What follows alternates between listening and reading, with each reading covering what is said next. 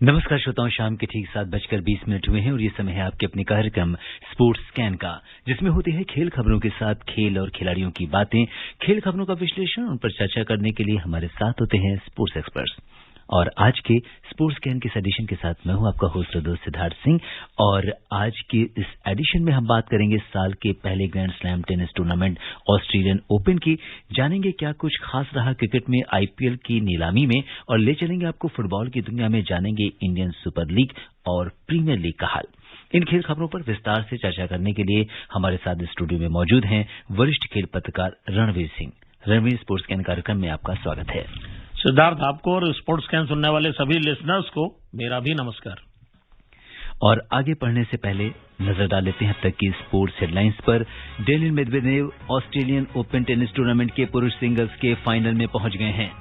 Australian open महिला doubles का खिताब एल.एस. मेरिटेंस और एरिना साबालेंका की जोड़ी ने जीता। इंडियन ग्रां प्री एथलेटिक्स प्रतियोगिता में 100 मीटर स्प्रिंट स्पर्धा में धाविका दूती चंद ने जीत हासिल की है। और इंडियन सुपर लीग फुटबॉल में अब से कुछ देर बाद गोवा में एटीके मोहन बागान और ईस्ट बंगाल के बीच मुकाबला होगा।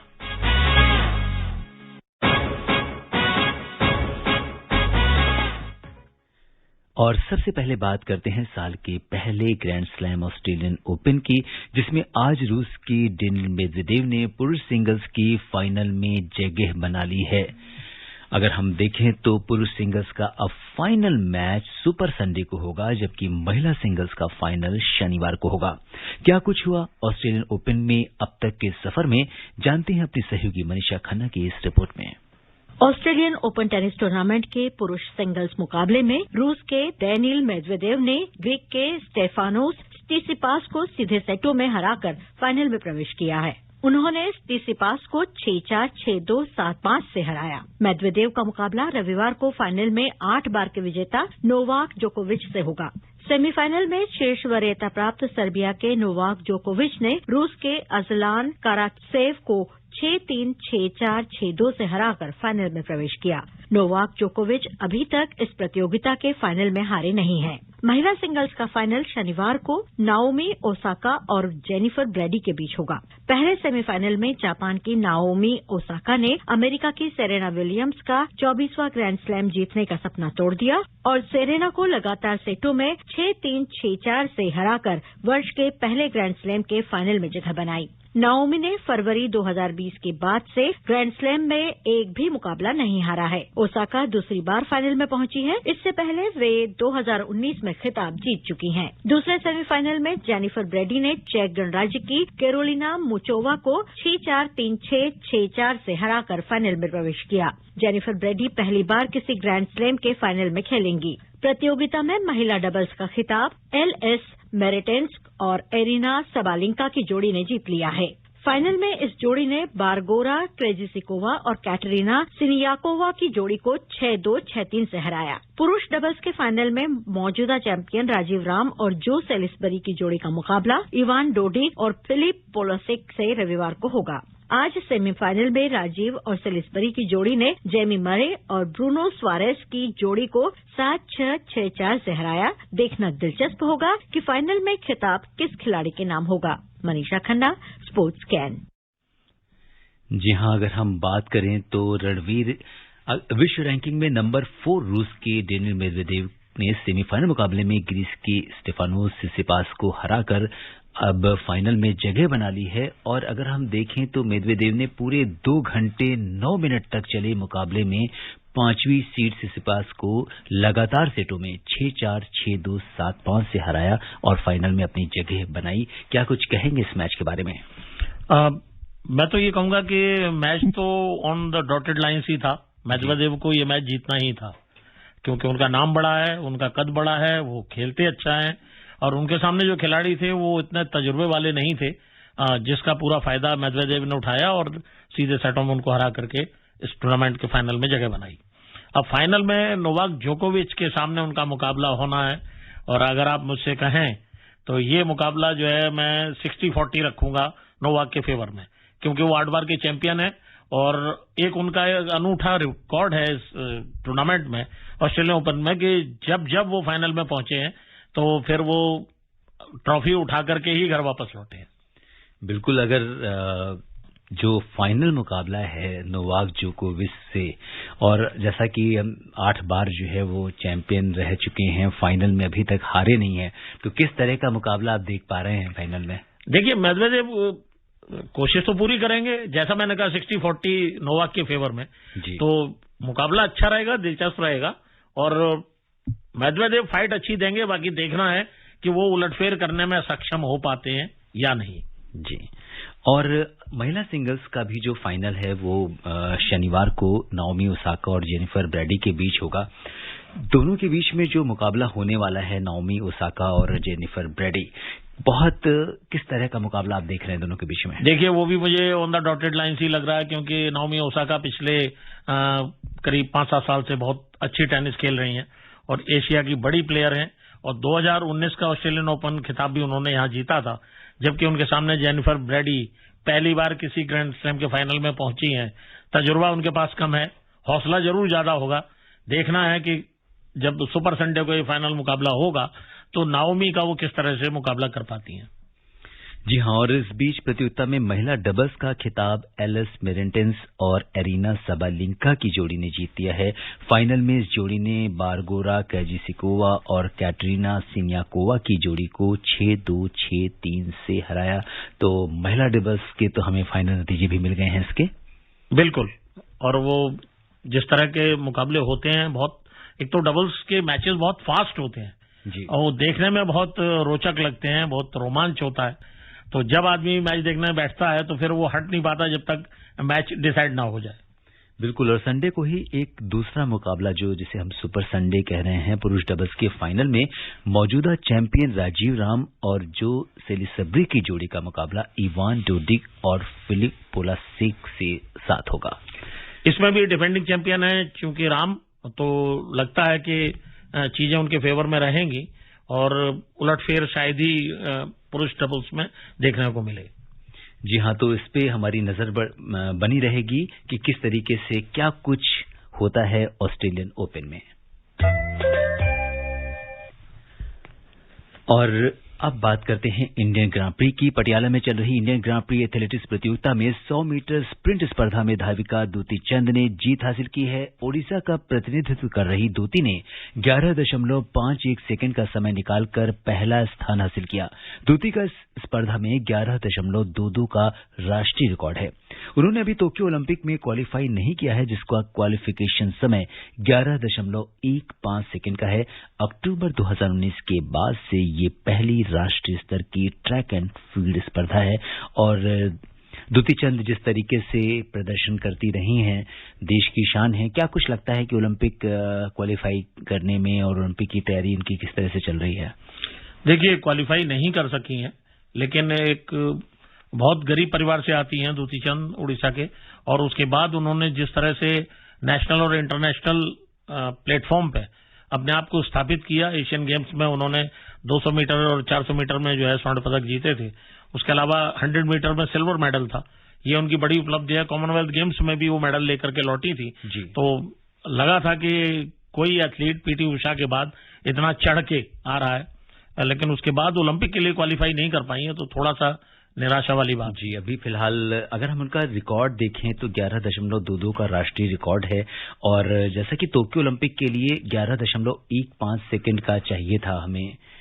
देखिए, होता क्या है कि ओलंपिक क्वालिफाइंग में, और खासकर 100 मीटर डैश की जब हम बात करते हैं, स्प्रिंट की बात करते हैं, तो सेकंड का भी वो 1000वां हिस्सा भी बड़ा मायने रखता है जी। तो इसलिए हमें देखने में ये लग रहा है कि 0.15 और 0.22 में बहुत ज्यादा फर्क नहीं है, लेकिन क्वालिफाइंग के हिसाब से वो उससे पीछे रह गई, इसलिए क्वालिफाई नहीं कर पाई है।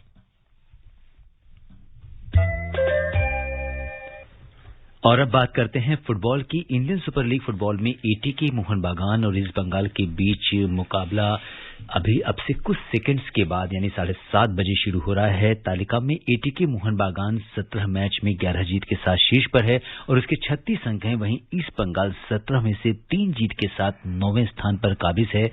और अगर हम मोहन बागान की स्थिति देखें तो पिछला मैच छोड़कर लगातार चारों मैच में जीत हासिल की है और अब तक 23 गोल किए हैं, जबकि 10 गोल खाए हैं। शीर्ष की टीम है। एक तरह से हम देखें तो ये मुकाबला कितना आपको रोचक लग रहा है? देखिए, ऑन पेपर्स चूंकि शेड्यूल बना हुआ है इसलिए मुकाबला खेला जाना है। इस मुकाबले के रिजल्ट एटीके मोहन बागान की रैंकिंग पे कोई फर्क नहीं डालेगा, क्योंकि वो टॉप की रैंक टीम है और ये 9वें नंबर की टीम है ईस्ट बंगाल।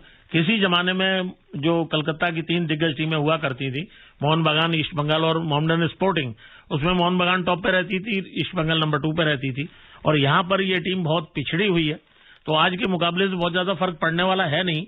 एटीके मोहन बागान, जैसा कि आपने अपनी रिपोर्ट में बताया कि एक मैच छोड़ के लगातार वो 5 मैचों में 4 जीत हासिल करके और टोटल 17 मैचों में से 11 मैच जीत करके वो टॉप पे हैं। तो उसी तरह का प्रदर्शन रहेगा। और उनके जो बड़े खिलाड़ी रॉय कृष्णा, वो लगातार टॉप स्कोरर हैं। अभी तक उन्होंने 13 गोल किए हैं और शीर्ष पर बने हुए हैं। 3 बार की चैंपियन टीम है, तो इस बार भी वो टीम चैंपियन जैसा ही खेल दिखा रही है और आज भी उसी तरह का रिजल्ट देखने की उम्मीद है। जी, और अगर हम देखें तो टॉप 4 टीमों की बात करें तो इसमें एटीके मोहन बागान, मुंबई सिटी, हैदराबाद और गोवा, ये 4 टॉप की टीमें हैं। और गोल अंतर के हिसाब से भी अगर हम देखते हैं तो 13 गोल डिफरेंस के साथ एटीके मोहन बागान है, वहीं मुंबई सिटी जो है वो 12 का गोल अंतर उसके पास है।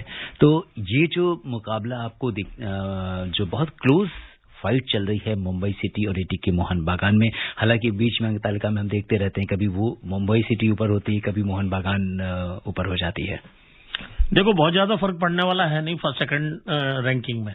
अगर बहुत ज्यादा हुआ भी उलटफेर तो मुंबई फर्स्ट हो सकती है, एटीके सेकंड नंबर पे आ सकती है, ऐसा भी नहीं होना। लेकिन उसके बाद की जो दोनों टीमें हैं, हैदराबाद और गोवा, उन्होंने 18-18 मैचों में भी तक कुल 6-6 मैच जीते हैं।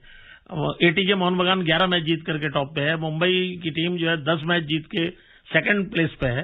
तो अब एक मैच बचा है और उसमें लगता नहीं कि बहुत ज्यादा उलटफेर होने वाला है। तीसरे और चौथे स्पॉट पे जो टीमें हैं, हैदराबाद और गोवा, इन तकरीबन ये इसी स्टैंडिंग के साथ ये सेमीफाइनल खेलने जाएंगी।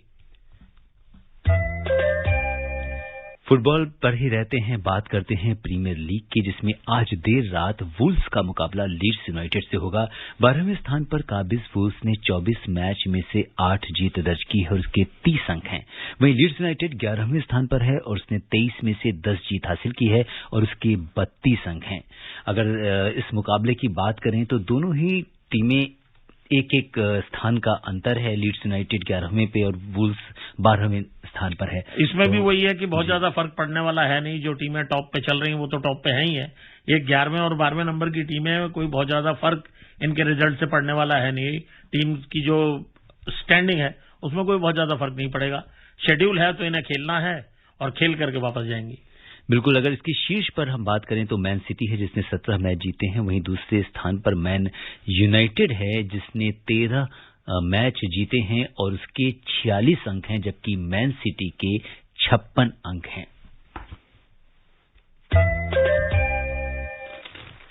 नजर डालते हैं टेबल टेनिस पर। स्टार पैडलर मनिका बत्रा ने सीनियर राष्ट्रीय टेबल टेनिस की महिला सिंगल्स फाइनल में रीत रिश्या को 4-2 से हराकर दूसरी बार खिताब हासिल कर लिया है। राष्ट्रमंडल खेलों की स्वर्ण पदक विजेता मनिका ने 2015 में हैदराबाद राष्ट्रीय प्रतियोगिता में पहली ट्रॉफी जीती थी, तो दोबारा जो है मनिका राष्ट्रीय चैंपियन बन गई हैं। ये दिल्ली की खिलाड़ी है और जिस तरह से इन्होंने अपने आप को एस्टेब्लिश किया है वो बहुत ही गर्व की बात है।